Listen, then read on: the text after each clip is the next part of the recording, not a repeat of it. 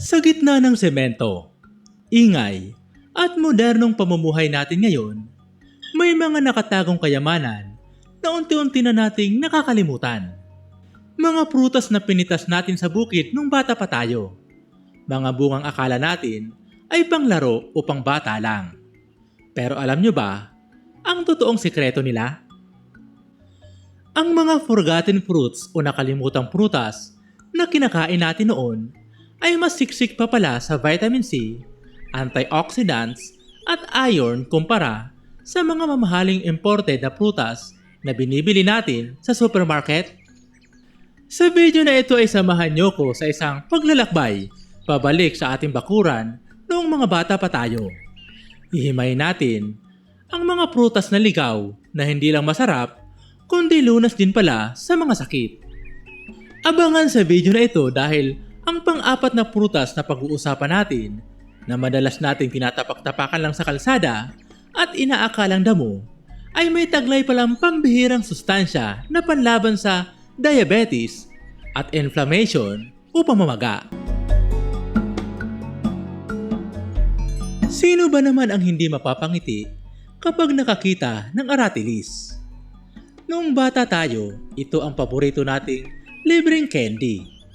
Ang aratilis ay maliit, bilog at pulang-pulang prutas na may matamis na lasa at maliliit na buto sa loob na tila sumasabog sa sarap sa bawat kagat.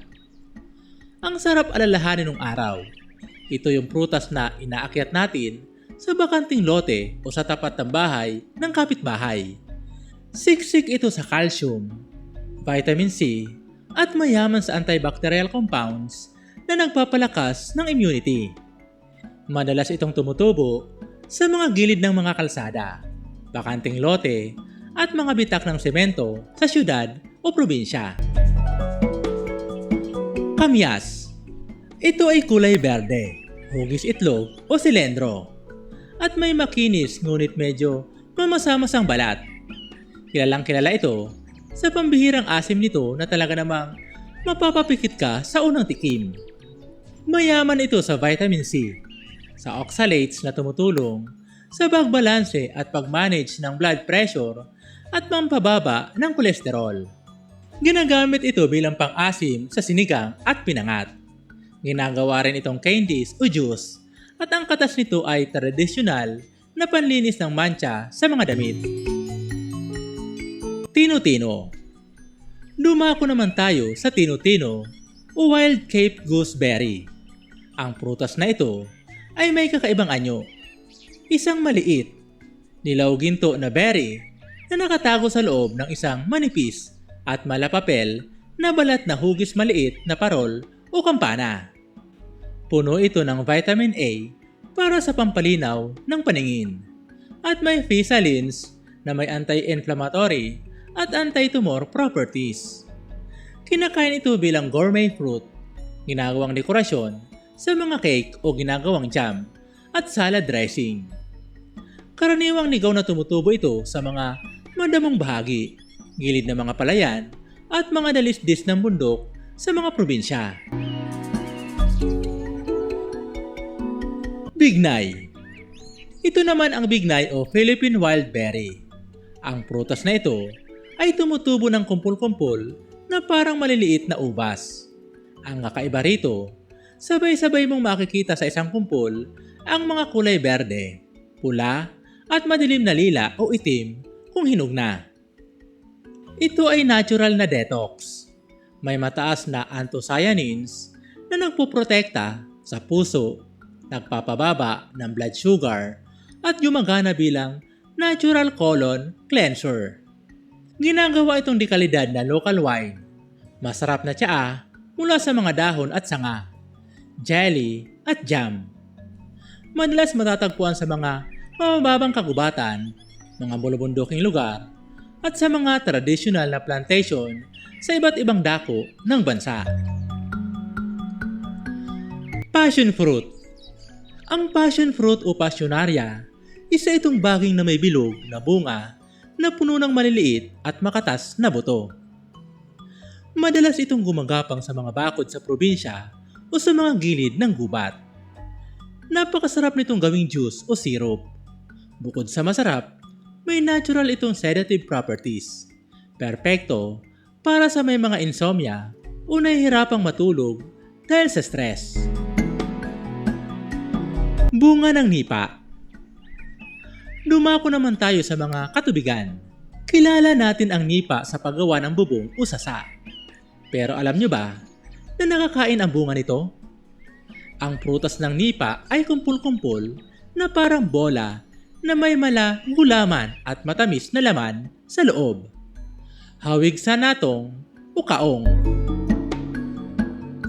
Madalas itong makita sa mga latian, tabing ilog at bakawan. Ang laman nito ay tradisyonal na kinakain bilang merienda. Inihahalo sa halo-halo o ginagawang matamis na preserba. Likas din itong pampalamig ng katawan at mayaman sa electrolytes. Katmon. At ang huli sa ating listahan ay ang katmon, isang prutas na eksklusibo o endemic sa Pilipinas. Ang itsura nito ay bilog at binabalot ng makakapal na parang dahon. Kapag binuksan mo, para itong may kakaibang sining sa loob dahil sa ayos ng mga hiwa nito. Madalas itong matatagpuan sa mga kagubatan sa Pilipinas, ngunit ginagamit na rin ngayon bilang ornamental tree sa mga park. Pero bago tayo magpatuloy, isang mahalagang paalala, hindi lahat ng ligaw na nakikita sa paligid ay pwedeng kainin. May mga halaman na mapanlin lang ang itsura. Kaya siguraduhin muna na kilalang-kilala nyo ang halaman bago ito subukang kainin. Kung hindi kayo sigurado, mas mabuting itanong muna sa mga nakakatanda sa inyong lugar o kaya ay mag-iwan ng larawan at tanong dito sa ating community comment section at ibaba para matulungan kayo ng iba pa nating mga kaurban. Ang kalikasan natin ay siksik at puno ng biyaya. Kailangan lang nating muling matutong tumingin, magpahalaga at lumingon sa ating pinanggalingan. Hindi lahat ng gamot ay mabibili sa butika o nakalagay sa makintab na pakete. Ang iba, libre lang at naghihintay lang sa likod bahay natin. Alin sa mga ligaw na prutas na ito ang natikman mo na? Ano ang masasabi mo sa lasa nito?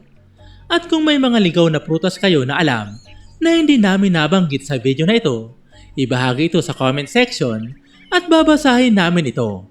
Kung nagustuhan mo ang video na ito, ibahagi ito sa iba para madami pa ang makaalam tungkol dito.